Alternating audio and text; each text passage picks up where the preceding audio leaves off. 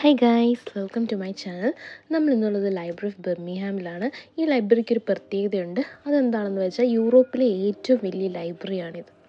ലൈബ്രറിയിലേക്ക് കയറാൻ ചെന്നപ്പോൾ രണ്ട് പയ്യന്മാർ നിന്ന് ഡാൻസ് കളിക്കുന്നത് ഞാൻ ശ്രദ്ധിച്ചത്. അവരുടെ ഡാൻസും പാടും കാണാൻ നല്ല രസമുണ്ട്. ഞാൻ അതുകൊണ്ട് കുറേ നേരം ഇങ്ങനെ നോക്കി നിന്നു. അപ്പോഴാണ് ഞാൻ സമയം പോയ കാര്യം ആലോചിച്ചത്.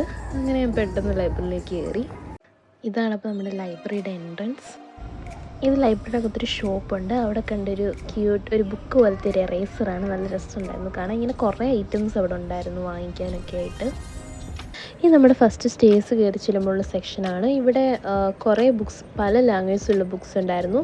ഫ്രഞ്ച്, ജർമ്മൻ, ഹിന്ദി, അങ്ങനെ കുറേ ലാംഗ്വേജസ് ഉണ്ടായിരുന്നു. പക്ഷേ മലയാളം ഞാൻ നോക്കിയിട്ട് കണ്ടില്ല. ഇനി വേറെ എവിടെയെങ്കിലും ഉണ്ടോ എന്ന് എനിക്കറിയില്ല. ഈ ലൈബ്രറിയുടെ ഇൻറ്റീരിയറൊക്കെ കാണാൻ നല്ല രസമുണ്ടായിരുന്നു. പിന്നെ കുറേ ഫ്ലോർസും കാര്യങ്ങളൊക്കെ ഉണ്ടായിരുന്നു. നല്ല രസമുണ്ടായിരുന്നു എല്ലാം കാണാൻ. ഞാൻ കുറേ നേരം ആ ഫ്ലോർസിലൊന്നും കിടന്ന് കറങ്ങിയില്ല, കാരണം ഞാൻ തപ്പി വന്നത് ഫിക്ഷനായിരുന്നു. പിന്നെ കുറേ ബുക്സ് കണ്ടു. ഓക്സ്ഫോർഡ് ഡിക്ഷണറി, അങ്ങനെ കുറേ ബുക്സ് ഞാൻ കണ്ടായിരുന്നു. പിന്നെ ഞാൻ അവിടെ കുറേ നേരം നിന്നില്ല, ജസ്റ്റ് അതൊക്കെ നോക്കിയിട്ട്. നമ്മുടെ ഫിക്ഷൻ്റെ സെക്ഷൻ താഴെയാണ്. സോ ഞാൻ താഴോട്ട് പോയി. അപ്പോൾ ഇതാണ് നമ്മുടെ ഫിക്ഷൻ്റെ ബുക്സൊക്കെ ഇരിക്കുന്ന സെക്ഷൻസ്. നമുക്ക് അങ്ങോട്ട് പോകാം. നമ്മുടെ ബുക്സൊക്കെ ഓതേഴ്സിൻ്റെ നെയിമിൻ്റെ ആൽഫബറ്റിക് ഓർഡറിലാണ് അടുക്കി വെച്ചിരിക്കുന്നത്.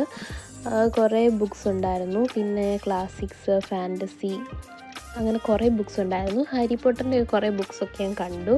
ഇത് ഓൾറെഡി വായിച്ചിട്ടുള്ളതുകൊണ്ട് ഞാനൊന്നും എടുത്തില്ല.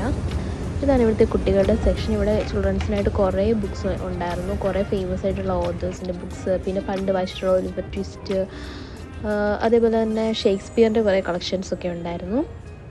ബുക്സ് മാത്രമല്ല ഇവിടെ ഉള്ളത്, മ്യൂസിക്കിനായിട്ടൊക്കെ തന്നെ ഒരു സെക്ഷൻ ഉണ്ടായിരുന്നു. അവിടെ CD, DVD, അങ്ങനെ കുറേ ഐറ്റംസൊക്കെ ഉണ്ടായിരുന്നു.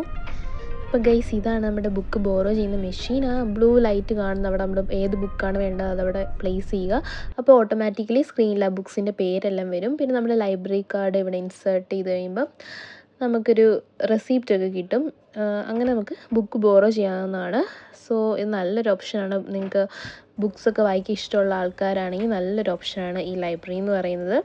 പിന്നെ ഏറ്റവും വലിയ പ്രത്യേകത, ഈ ലൈബ്രറിയിലെ മെമ്പർഷിപ്പ് ഫ്രീ ആണ്. ഒറ്റ പൈസ പോലും കൊടുക്കണ്ട. So see you next video. Bye by.